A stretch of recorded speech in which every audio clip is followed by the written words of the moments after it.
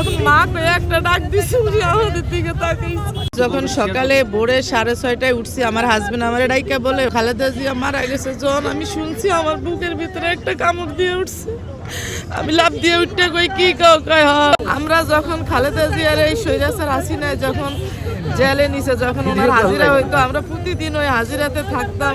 সর্বশেষ ওনারে যখন একদিন পিজি হাসপাতালে আনছে, তখন আমাদেরকে পুলিশ বাইরে বের করে দিছে। তারপরে আমরা ওই পিজি হাসপাতালের ভিতরে ঢুকিয়ে রয়েছি, দেখি ওনারে নিয়ে যাইতেছে। মোনালিসা হেভি ফ্লো 15 পিস প্যাকেটের সাথে 8 পিসের একটি প্যাকেট একদম ফ্রি। আমরা যখন মা কয়ে একটা ডাক দিছি উনি আমাদের দিকে তাকাইছে। আমরা কইছি মা, এই যে আর জোয়ান্টি আসিল, সবাই আসিল, যখন মা কয়ে চিল্লান মারছি উনি আমাদের দিকে তাকাইছে। এটাই ওনার সাথে আমার শেষ দেখা। এরপরে যতবার দেখছি উনি অসুস্থ হইলে আসছি, কিন্তু আমাদেরকে তো ওইভাবে আর দেখা করতে দেয় না।